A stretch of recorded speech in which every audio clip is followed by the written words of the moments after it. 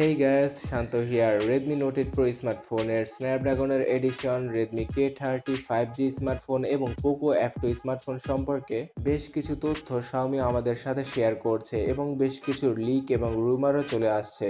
আগামী ডিসেম্বর মাসেই হতে পারে এই তিনটি স্মার্টফোন আমরা মার্কেটে দেখতে পারি। সো এই ভিডিওতে জানাচ্ছি এই তিনটি স্মার্টফোনের সম্পূর্ণ ডিটেলস, যেটা কিনা এখনো পর্যন্ত পাওয়া গিয়েছে।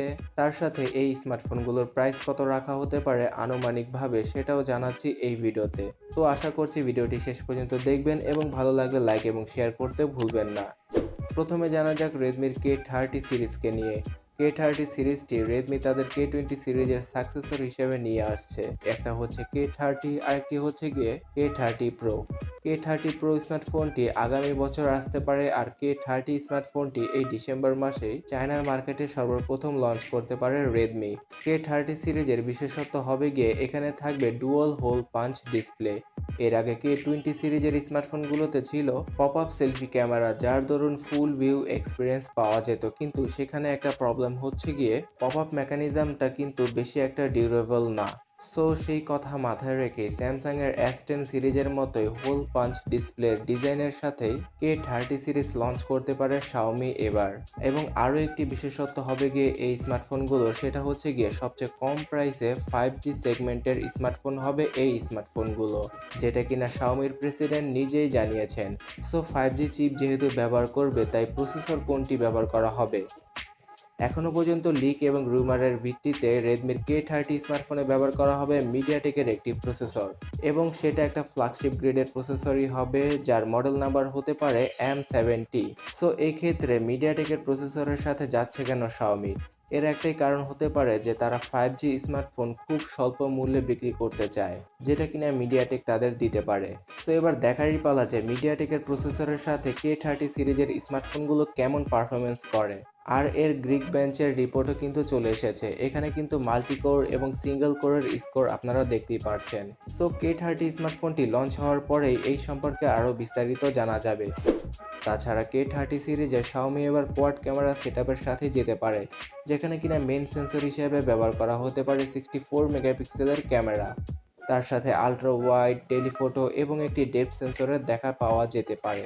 আর সেলফি ক্যামেরা হিসেবে যেহেতু ডুয়াল পাঞ্চ হোল ডিসপ্লে ব্যবহার করা হচ্ছে, তাই একটি মেইন ক্যামেরার সাথে একটি আলট্রা ওয়াইড ক্যামেরা তারা যুক্ত করতে পারে।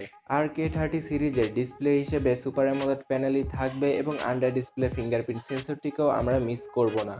তাছাড়া আমার কাছে যে জিনিসটি মনে হচ্ছে, শাওমি কিন্তু অনারের V30 স্মার্টফোনের জন্য ওয়েট করছিল, কারণ আগামী 26শে ডিসেম্বর অনারের এই ফ্ল্যাগশিপ ক্যাটাগরির স্মার্টফোন অর্থাৎ ফ্ল্যাগশিপ কিলার স্মার্টফোনটি চায়নার মার্কেটে লঞ্চ করা হবে। সো সেই স্মার্টফোনের প্রাইসিংটা দেখে কিন্তু শাওমি তাদের K30 সিরিজকে নিয়ে আসবে। সো বন্ধুরা, K30 সম্পর্কে সম্পূর্ণ তথ্য জানালাম। যদি আপনার এই সম্পর্কে কোনো মতামত থেকে থাকে, অবশ্যই নিচে কমেন্ট সেকশনে জানাতে ভুলবেন না।